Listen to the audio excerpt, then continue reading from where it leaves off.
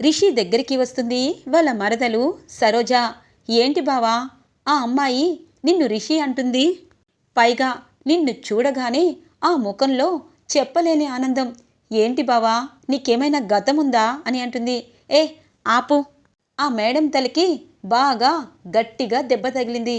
అందుకే తనకి రిషి సార్ అన్న మాటే గుర్తు ఉంది. ఎదుటిగా ఎవరి ఉన్నా రిషి సారే అనుకుంటుంది. అందుకే మందులు కరెక్ట్గా వేసి తన్ని చక్కగా చూసుకుంటే 2 రోజుల్లో తను కోలుకుంటుంది. అప్పుడు తను ఎవరు అన్నది తనకు తెలుస్తుంది. తన ఇంటి అడ్రస్కి మనం వెళ్ళి తనని అప్పగించచ్చు అని అంటారు. అంతేనా బావా, ఆ అమ్మాయికి నీకు ఎటువంటి సంబంధం లేదు కదా అని అంటుంది. ఇంకాపుతావా, వెళ్ళి ఇడ్లీలు తయారు చెయ్యి. అలాగే ఆమెకి ఇడ్లీలు తిన్నాక టాబ్లెట్లు వేద్దాము. ఇక రిషి అంటుంది కాబట్టి సైలెంట్గా ఉందాము. ఇప్పుడు తనని బాధ పెట్టకూడదు అనగానే, బావా, రిషి అని నిన్ను అనుకుంటే నువ్వు కూడా ఒప్పుకుంటే ఇక తను నా భర్త అంటుందేమో అనగానే, అదేమీ లేదన్నాను కదా అని అంటారు రిషి. సరే గాని ఆ మేడం గారికి డ్రెస్ చేంజ్ చెయ్యి. తను ప్రశాంతంగా ఉండాలి. మనకి ఇంటికి వచ్చిన వారు ఎప్పుడైనా ప్రశాంతంగా మనం వాళ్ళకి ఏదైనా సహాయం చేసేలా ఉండాలని మావయ్య చెప్పాడు కదా, అది నువ్వెందుకు ఫాలో అవటం లేదు అని అంటారు రిషి. సరే బావా, నీ మాట ఎప్పుడు నేను వింటాను కదా అని అంటుంది రిషి మరదలు సరోజ. ఇక వసుధార కళ్ళు తెరుస్తుంది. ఎదురుగా సరోజ తన బట్టల్ని అక్కడ పెడుతుంది. మేడం గారు, ఏంటి మీరు ఇలా పడుకుని ఉన్నారు? మెలకు వస్తే మా బావని రిషి అంటున్నారు, ఇప్పుడేమో మా బావ కోసం చూస్తున్నారు. త్వరగా లేచి ఫ్రెష్ అయ్యి ఈ బట్టలు మార్చుకోండి అని అంటుంది. సరే అని అంటుంది వసుధార. అమ్మో, ఈ అమ్మాయికి అన్నీ గుర్తున్నాయి, కానీ బావనే ఎందుకు రిషి సార్ అంటుంది. ఈ అమ్మాయి తలకి గాయాలు త్వరగా నయమైపోతే హ్యాపీగా తన ఇంటి దగ్గరికి బావ తీసుకువెళ్తాడు. అప్పుడు కానీ నాకు ప్రశాంతం ఉండదు అని చెప్పి అనుకుంటుంది సరోజ. ఇక వసుధార తన డ్రెస్ని వేసుకుంటుంది. అలాగే అద్దంలో చూసుకుంటుంది. మేడం గారు, మీకు పెళ్ళయిందా అని అడుగుతుంది. అయ్యింది అంటుంది వసుధార. అవునా, మరి మీ వెనుకాల రౌడీలు ఎందుకు పడ్డారు అనగానే, రౌడీలు ఎందుకు పడినా నాకు అవసరం లేదు. నా రిషి సార్ నన్ను కాపాడారు కదా. ఎంతమంది రౌడీలు చంపడానికి వచ్చినా నా రిషి సార్ ఒక్కరు చాలు, సింహంలా వాళ్ళతో పోరాడతారు. నీకొకటి తెలుసా, నేనెప్పుడు ఆపదలో ఉన్నా నా రిషి సార్ నన్ను కాపాడతారు. ఇప్పుడు కూడా కాపాడారు అని చెప్పి అంటుంది వసుధార. అమ్మో, ఈ మేడం లవ్ స్టోరీ ఇంకా దూరంగా వెళ్తే రిషి సారే నా భర్త అంటుంది. అక్కడి దాకా వెళ్ళకూడదు అని చెప్పి, ఇంతకీ నువ్వు ఏం చదువుకున్నారు అని అడగగానే, నేనేం చదువుకోవడం ఏంటి, నేను చెప్పడం ఎందుకు, ఒక్క నిమిషం రిషి సార్ని పిలువు అని అంటుంది. బావా బావా అని పిలుస్తుంది. మేడం గారు, టిఫిన్ చేశారా, టాబ్లెట్లు ఉన్నాయి అనగానే, రిషి సార్, నాకేం కాలేదు రిషి సార్, మీరు దగ్గరగా ఉంటే నాకెన్ని కష్టాలైనా పోతాయని తెలుసు కదా. ఏంటి రిషి సార్, మేడం గారు అంటున్నారు, మీరు ముద్దుగా పొగరు అంటారు, అలాగే ఎంహెచ్ అంటారు, అలాగే వసుధార అంటారు. ఇన్ని పేర్లు ఉండగా నాకు పేరు పెట్టి పిలవకుండా గారు అంటున్నారు, ఏమీ బాగోలేదు అని అంటుంది వసుధార. మేడం గారు, మీ పేరు వసుధారానా అని అంటారు రిషి. ఏంటి రిషి సార్, ఎందుకు ఇలా కొత్తగా మాట్లాడుతున్నారు? ఇందాకటి నుండి నేను మీరు ఏదో నన్ను ఏడిపిస్తున్నారు అనుకున్నాను, కానీ మీరు నిజంగా నన్ను ఇలా బాధ పెట్టకూడదు.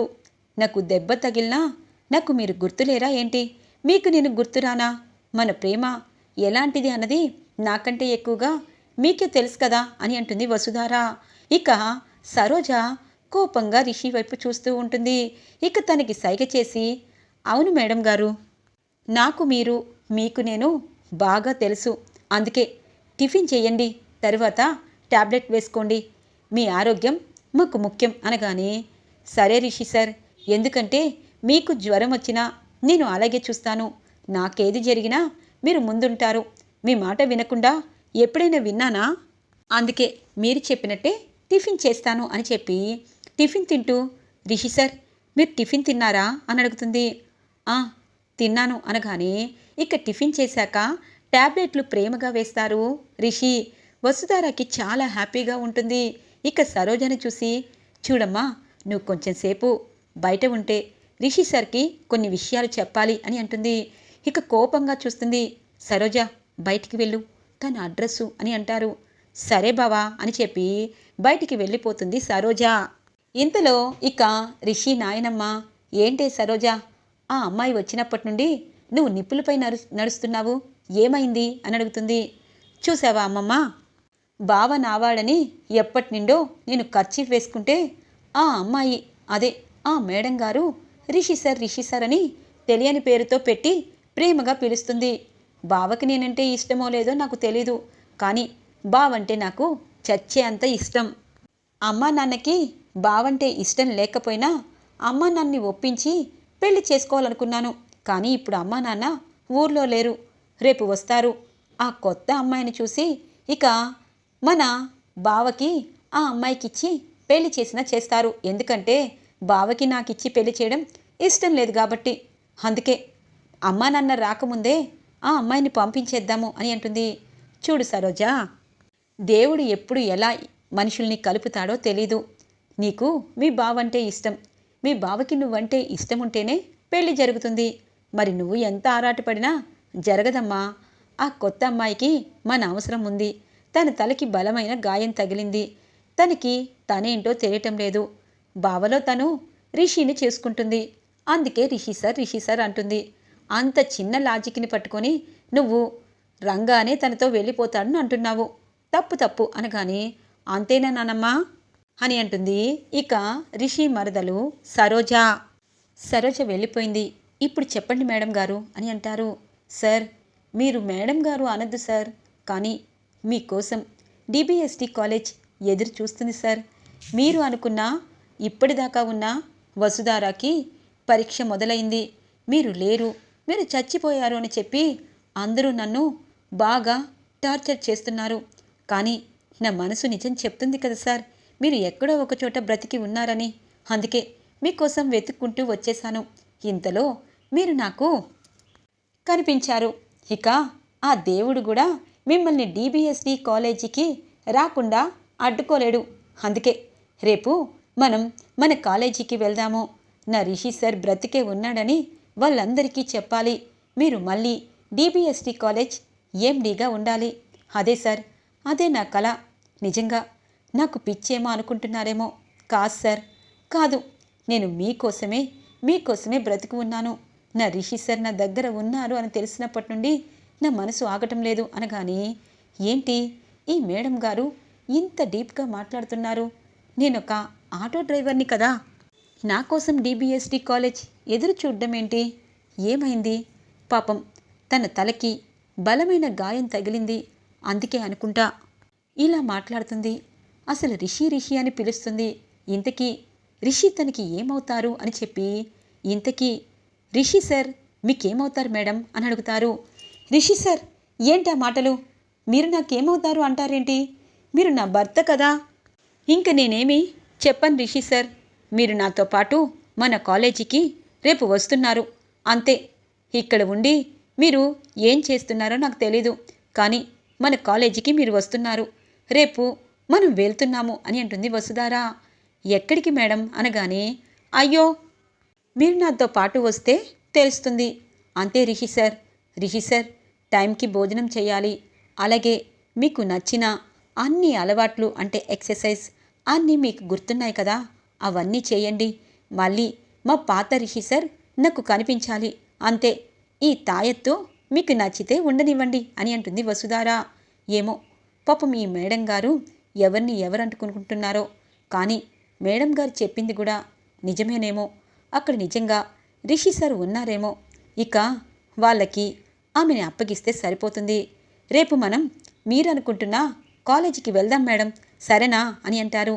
సరే సార్ అని చెప్పి, గుడ్ నైట్ సార్ అని చెప్పి అంటుంది వసుధార. తెల్లగా తెల్లవారుతుంది. అనుపమ జగతి ఫోటో దగ్గరికి వస్తుంది. ఇక మహేంద్ర కూడా, జగతి, ఈ రోజు నుండి మీరు ఇక్కడే ఉంటున్నారు. కానీ వసుధార రిషి జగతి లేని కాలేజీని ఊహించుకోలేకపోతున్నాను. ఆ శైలేంద్ర ఎప్పటి నుండో ఆ డిబిఎస్డి కాలేజీ మీద, తన ఎండి సీటు మీద కళ్ళు, ఇప్పుడు ఎవరూ లేరు అని అంటారు మహేంద్ర. సార్, మీరేమీ బాధపడద్దు. శైలేంద్ర చేతికి అంత త్వరగా ఆ ఎండీ చేరు వెళ్తే ఇప్పటిదాకా తను ఎందుకు మనపై కక్ష పెట్టుకుంటాడు? తను ఎప్పటికీ తనకి దగ్గరగా అవ్వరు. ఖచ్చితంగా నిజాయితీగా ఉన్న వాళ్ళకే ఆ ఎండీ చైరు దక్కుతుంది అని అంటారు మను నీకొకటి అడుగుతాను. శైలేంద్ర ఆ ఎండీ చైర్లో కూర్చున్న అందరితో వాళ్ళ జీవితాలతో వాళ్ళ ప్రాణాలతో చెలగాటమాడాడు. ఇప్పుడు ధైర్యంగా ఆ ఎండీ సీట్లో నువ్వు కూర్చుంటావా అని అంటారు. అయ్యో సార్ నేనెలా కూర్చుంటాను అని అంటారు. నువ్వు నా కొడుకుగా అనుకుంటున్నాను, అలాగే దత్తత కూడా తీసుకుంటున్నాను. అలాంటిది నువ్వు నా కొడుకువే కదా, నువ్వే ఆ కాలేజీని సక్రమంగా నడిపించగలవు. రిషి వసుధార వచ్చేదాకా నువ్వు ఆ బాధ్యత తీసుకోవాలి అని అంటారు. అయ్యో సార్ అలా అయితే ఎలా sir? Rishi sir Vasudhara madam వస్తారేమో, మనం ఒక్కరోజైనా వాళ్ళ గురించి వెయిట్ చేయాలి కదా అని అంటారు మను. అవును మహేంద్ర, రిషి వసుధార వస్తారేమో, అప్పటిదాకా ఆ చైర్ని శైలేంద్ర లాక్కోకుండా మనం కాపాడుకోవాలి. పద మహేంద్ర మనం కాలేజీకి వెళ్దాం పద అని అంటుంది అనుపమ. ఇక అనుపమ, మహేంద్ర, మను ముగ్గురు డిబిఎస్డి కాలేజీకి చేరుకుంటారు. ఇది ఇలా ఉండగా వసుధార చాలా సంతోషంగా ఉంటుంది. ఈ విషయం మామయ్యకి ఫోన్ చేసి చెప్తే నో చెప్పకూడదు. మామయ్యకి డైరెక్ట్గా రిషి సార్ని ఎదురుగా నించోపెడతాను. అప్పుడు మామయ్య కళ్ళల్లో ఆనందం ఎంతుంటుందో. అయినా రిషి సార్ నాతో ఇంకా ఆటలాడుకుంటున్నారు. అయినా రిషి సార్ ఇంత జరుగుతున్నా ఎందుకు రాలేదు? కానీ ఇదంతా నేను తెలుసుకోవాలనుకోవటం లేదు. రిషి సార్ ఇప్పుడు డిబిఎస్డి కాలేజీకి నన్ను తీసుకువెళ్తారు. నా రిషి సార్తో నేను డిబిఎస్డి కాలేజీలో అడుగు పెట్టబోతున్నాను. ఇదే నాకు కావాలి అని చెప్పి గబగబా అద్దం ముందు రెడీ అవుతూ ఉంటుంది. ఇంతలో ఇక సరోజ, రిషి ఇద్దరూ వస్తారు. ఏంటి మేడం గారు త్వరగా లేచినట్టున్నారు? మీ ఇంటికి వెళ్ళడానికి ఇంత సంతోషపడుతున్నారు, కానీ ఆ రౌడీలు మిమ్మల్ని చంపాలనుకున్నారు అనగానే, బావా ఇప్పుడేంటి మళ్ళీ తనకి అన్నీ గుర్తు చేస్తున్నావు? తన్ని అర్జెంటుగా వాళ్ళ ఇంటి దగ్గర వదిలిపెట్టిరా, ఎందుకంటే అమ్మ నాన్న వచ్చేస్తారు. ఈ అమ్మాయి ఎవరు, అసలు ఏంటి అని చెప్పి ఖచ్చితంగా ఆరా తీసి నిన్ను తనకిచ్చి పెళ్లి చేస్తారు అనగానే, ఆపు, ఎందుకలా చేస్తారు? పాపం తన తలకి గాయమైంది కదా, తనేదో పిచ్చి పిచ్చిగా మాట్లాడుతుంది. ఇప్పుడు తన ఇల్లు అని చెప్పి ఎక్కడైనా నన్ను బుక్ చేస్తుందేమో అని అంటారు. లేదు తనకన్నీ గుర్తుండుంటాయి. నువ్వు వెళ్ళి ముందు వాళ్ళ ఇంటి దగ్గర డ్రాప్ చేసిరా. ఎందుకంటే ఒకవేళ ఈ మేడం గారికి మతిపోయినా తన అనుకున్న వాళ్ళకి మతిపోదు కదా, వాళ్ళు ఖచ్చితంగా ఈ అమ్మాయిని గుర్తుపడతారు. బావా త్వరగా తీసుకువెళ్ళు, అమ్మా నాన్న రాకముందే వెళ్ళిపో అని అంటుంది. సరే అని చెప్పి మేడం గారు రెడీ అయ్యారా అని అంటారు. రెడీ రిషి సార్ నేను ఎలా ఉన్నాను అని అడుగుతుంది. అమ్మో ఇప్పుడు ఎలా? ఈ మేడం గారు నన్ను ఇంతగా పొగుడుతున్నారు, అసలు తను నేను దగ్గరగా ఉన్నట్టు అనుకుంటున్నారు. అసలు ఎందుకిలా అనుకుంటున్నారు అనుకొని ఇక ఆటోలో, మేడం గారు ఆటోలో కూర్చోండి అని అంటారు. రిషి సార్ ఆటోలోనా? నో నేను ఊబర్ బుక్ చేస్తాను, ఊబర్లో వెళ్దాము, మీ కారు అక్కడ ఉంది, ఇంకా మీరు ఆటో ఏంటి? వద్దు రిషి సార్, ఇలా అయితే మామయ్య గారు బాధపడతారు అని అంటుంది వసుధారా. సరే మేడం గారు, అటువైపు నుండి మాత్రం ఆ ఆటోలోనే వస్తాను అని అంటారు. రిషి సార్ మళ్ళీ ఆటో ఏంటి, ఊబర్ బుక్ చేస్తాను, ముందు ఆ సరోజకి ఫోన్ ఇమ్మనండి అనగానే, అయ్యో మేడం గారు కూడా సరోజని చిన్నచూపు చూస్తున్నారు బావా, ఏంటిది అని అంటారు పక్కనున్న బుజ్జి. ఇక వసుధార రిషికి ఇక ఊబర్ అంటే క్యాబ్ బుక్ చేస్తారు. వసుధార చాలా ఆనందపడుతూ ఉంటుంది. రిషి తన వైపు చూస్తూ ఉంటారు.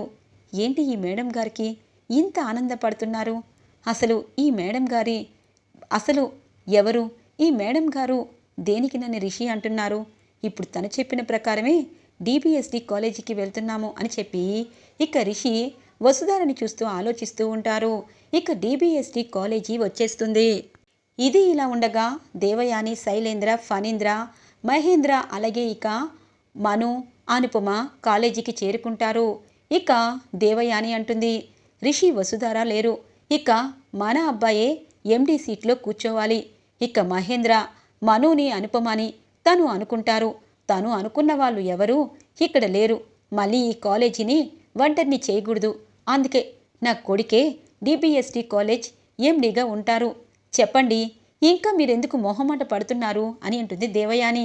ఆగు దేవయాని, సడన్గా ఈ కాలేజీకి ఎండీగా శైలేంద్రని చెయ్యాలంటే కుదరదు కదా. మీటింగ్ పెట్టాలి. అలాగే వసుధార వెళ్తూ వెళ్తూ ఏదైనా ఆధారాలు ఇస్తే దాన్ని బట్టి ముందుకు వెళ్ళాలి అనగానే ఇక ఇద్దరు షాక్లో ఉంటారు. ఏంటి వదిన గారు షాక్ అవుతున్నారు? వసుధార ఏదైనా లెటర్ రాసి ఉంటుంది, లేకపోతే మీరు ఆ లెటర్ని చూసి దాచేస్తుంటారు అని అంటారు. మహేంద్ర, ఏంటా మాటలు? మొన్నటిదాకా వసుధార ఉంది, మేమేమైనా అన్నామా? రిషిని తీసుకొస్తానని చెప్పి వెళ్ళింది, కానీ తను ఎప్పుడు వస్తుందో తెలీదు. అప్పటిదాకా శైలేంద్రనే ఎండీగా ఉంటాడు. నా కొడుకు ఉండకూడదా అని అంటుంది దేవయాని. ఉండొచ్చు, కానీ తనకి ఆ సీట్లో కూర్చునే హక్కు లేదు అని అంటారు మను. మరి నీకు ఉందా హక్కు? మహేంద్రకి నువ్వేమైనా కన్న కొడుకువా అని అంటుంది ఇక దేవయాని అని అంటారు ఫణీంద్ర. అవునండి, బయట వాళ్ళు ఎవరో వచ్చి కూర్చుంటానంటే ఇకపై నేను ఊరుకోను. మొన్నటిదాకా మహేంద్ర, తన భార్య, తన కొడుకు, తన కోడలు ఈ ఎండీ సీట్లో కూర్చున్నారు.